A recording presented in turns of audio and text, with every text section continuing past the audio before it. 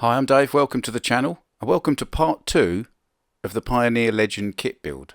In this video, I'm going to make it look like this.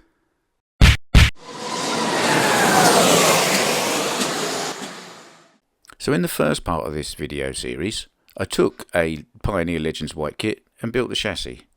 This leaves me the cockpit, the external decoration for the body shell, and of course, most importantly, the body shell itself.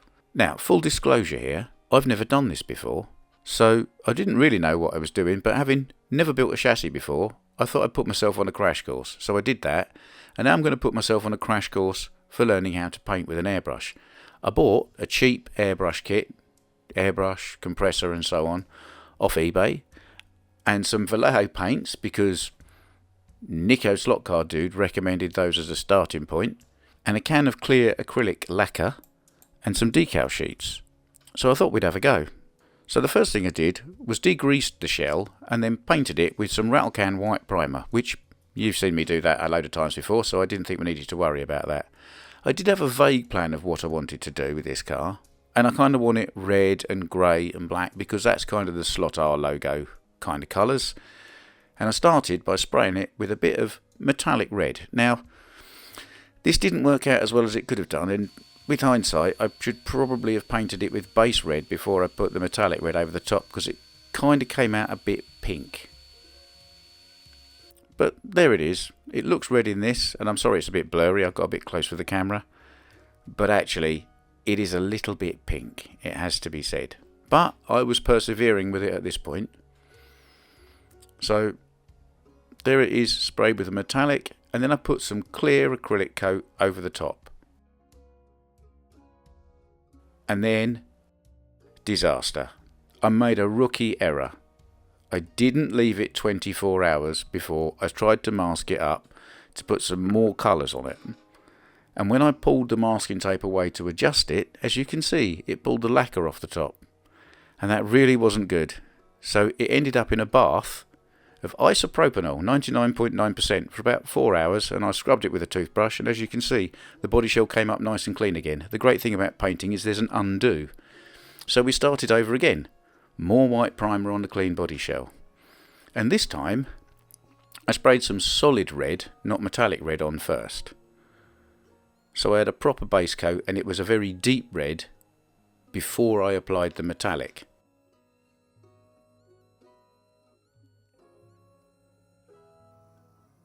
And there I am, now applying metallic red over the top of the solid red, which I did leave to sort of tack dry.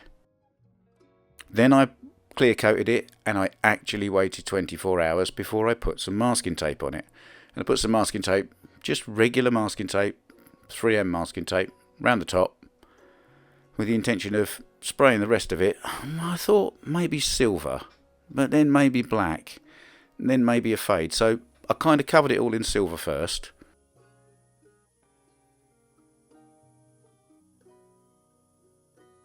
I thought it looked a bit kind of cheap, like that. I don't know. So I decided to fade some black into it. So there we are. There's black, not solid, but just over the top of the silver. It is a metallic-y black, but the silver through the black gives it a kind of gunmetal black chrome kind of look to it, which I particularly liked. So I stopped at that point and I unmasked it.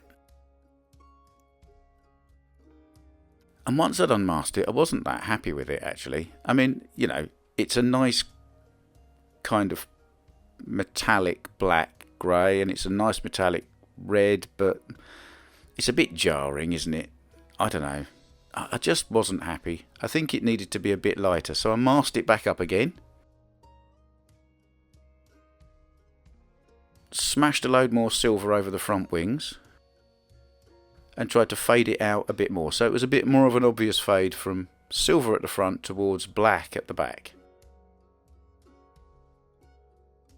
And then I added some more black at the back. And then when I'd finished, I took the mask off and I put some gold paint, I mean very much like a light mist, over the top of the whole car. Concentrating on the rear wings, but generally over the whole car. and I was much happier with that. There's a nice fade from the silver at the front through to the black at the back, and then when the light catches it just right, there's a gold tint. And then I put some clear coat on it again, and this is what I've been using: Simonized clear acrylic lacquer. It's a smooth one. Shotgun Dave has subsequently told me that between coats of paint you should really use a matte one, because that is a better key for the next coat of paint. But this worked out quite well, and as you can see, I've got nice reflections in the lacquer, and I've got a nice little gold tint just across the black at the back there. I'm very happy with it. So another coat of clear, and again to let it dry for 24 hours. Patience is the key with all of this. And then on to trying to put some decals on it, something else I've never done before. So I've got a brush, a wooden stick, a Q-tip, a pair of tweezers, some water, a printed decal sheet. Now you can buy laser printed decal paper in white or clear decal with a white background, and a bit of kitchen towel. So I've printed these out on the clear decal paper, and very importantly I then sprayed that with a coat of clear lacquer as well, because if you don't, and then you put the printed out stuff in the water, all the ink will run. So seal it first before you put it in the water. I learnt that off another YouTube video. As I did this technique. Now this is, as far as I'm concerned, kind of the same as tinting windows on cars, real cars. So put a bit of water on where you want to apply the decal. Pull the decal out of the water once it's sat there and soaked it up a little bit. Put it on the kitchen towel to drain off the excess water, because you don't want too much. And while it's doing that, it's also separating the decal from the backing paper. And you can kind of just tease it and test it about with a bit of a... I'm using the wooden stick because somebody on YouTube said you should, and it doesn't damage the decals. And I think they're right. So once the decal's starting to move, you can of course put a bit more water on the thing that you want to attach it to, and then slide the decal off the paper and float it onto the water that's now on the car body. This buys you a bit of extra time to reposition it. It's not just going to go on the car, dry out and stick. It's going to give you a few moments, not ages, but a few moments to move it about. So you don't need to worry about getting it to straight to start with. You can kind of budge it about with a wooden stick, or you know, you can even slide it around with your thumb to a certain extent. Get the decal straight, get the decal just where you want it, and then using another trick from another YouTube video, get a cotton bud and use that to squeegee all the water out. There's water behind the decal and water around the decal, so you need to kind of blot it off. And I didn't really show it very well there because I sped it up too much, but you kind of roll the Q-tip across the decal like a squeegee rather than rubbing it. And then obviously sort of rinse and repeat really. More decals. Same principle. Water first. Float the decal onto the water. And then squeegee it out with a cotton bud Q-tip.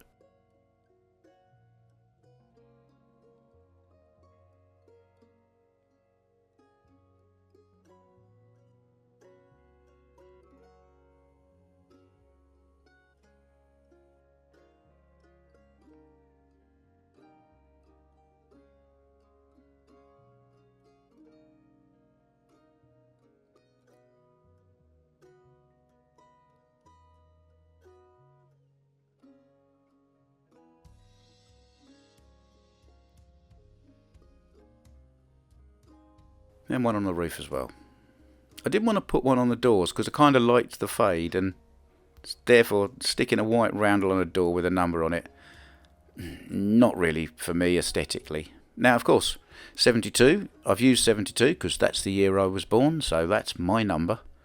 And of course it's my car, so it needs my driver name on it as well, doesn't it really?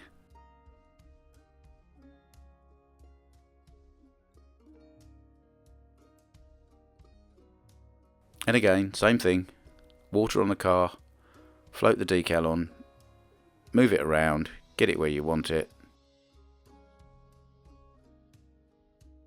and then use the cotton bud as a squeegee to squeegee out the water. Dab the surface first to get some of it off, and then roll the cotton bud, especially on these smaller ones, to squeegee the water out. And then again, it's just patience, let it dry. So I was quite happy with all of that, and then I was looking at the front and I thought, well, I don't know, those numbers look maybe a bit plain, because everywhere else I've got a number, it says slot R as well. So I've got a couple more decals left, and I think they'll fit, so I'll put those on there as well. I mean, that's tricky. Trying to get the pair of them symmetrical was not an easy thing. But, well, yeah, I think they're straight. So I'm pretty happy with that. That's pretty much the body done. What I did after that was a few more coats of clear, wait for it to dry, clear, wait for it to dry. And that sealed the decals onto the body, under the lacquer, and above the paint. And while I was waiting for that to happen, I hand painted and assembled all the little bits of the driver. It's just a head and some arms and a steering wheel. And there's, I think, 3, maybe 4 bits that you glue together to make the engine with the downpipe and everything else. And again, hand painted a few details on that. So now it's time to try and put all these little pieces of interior and exterior onto the body shell that I've painted. And an awful lot of this is done with the soldering iron melts, which you might remember from part 1. So you fit the item in over the little plastic pegs that are on the body shell, and then you get a hot soldering iron and just squidge the top over. Plastic peg, squidge the top over, and the same at the bottom. Or top, it's upside down.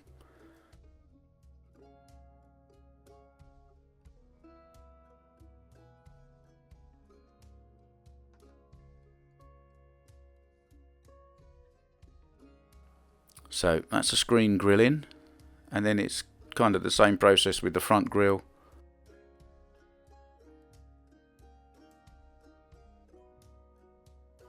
And the wing mirrors, all done the same. Soldering iron melts. And fitting the interior in under the body shell. And now, the running boards and I suppose they're braces that go on the running boards. I was going to melt those in, and I thought, nah, I don't want to risk the paint, so I super glued those in very carefully. Super glued the engine in on the front, and that just left me with this kind of little sun visor thing, which is supposed to go across the front of the grille. And I looked at it, and I was going to put it on, and I thought, you know what? Nah, I think I prefer it without, so we'll leave that off. I think it looks meaner like that. Maybe that's me. So, once I got it in front of the camera properly, there we are. That's kind of most of the body all assembled and ready to go. And I sprayed the front bumper silver to match the front wings, and the back bumper black to match the black wings. Black wings? Back wings. And kind of, that's where we're at. Not far off there.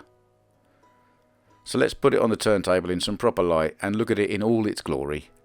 I did put some car polish across the top of it afterwards just to shine it up a bit more. But I am, for a first attempt at this, very happy. There's a couple of little bleeds in the paint where it's bled into the red where I didn't mask it very well. I shall learn from my mistakes for next time. And I did manage to just tear the 72 on the roof ever so slightly when I was putting it on. But beyond that, I'm very happy with it.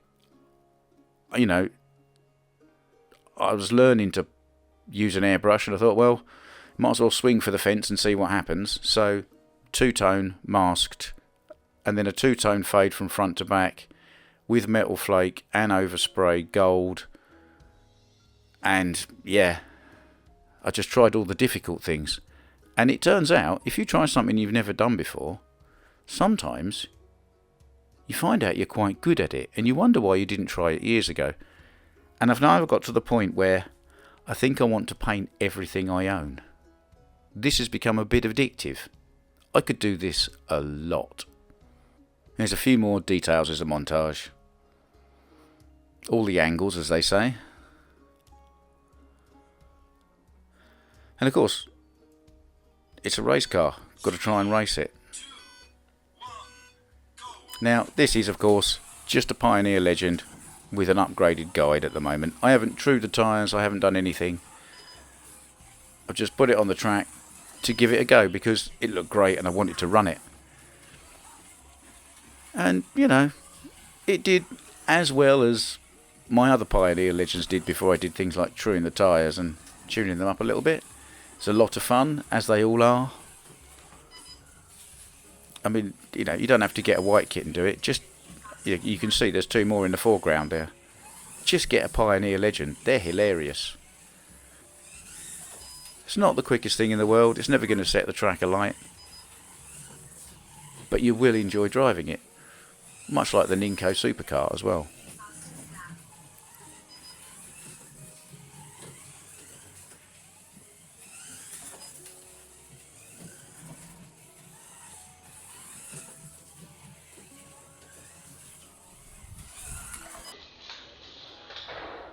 Oops. So how quick was it? Well, as an untuned Legend against my two tuned ones, yeah, it's about 0.7, 0.8 seconds slower than those two, but I know truing those tyres up and a little bit of tidying will get it up to that sort of speed. And relative to all cars, I mean, it's in there with the Nico supercar and the Mercedes Red Pig, which really doesn't handle around my track because it's too twisty for it. So it's pretty slow, but never mind. It's a beautiful looking car. Mr. Thumbs Up Man really does approve. So there we are. That's it. That's a kit built, the chassis done, the body painted. That's it, isn't it? Finished. Yeah. Maybe.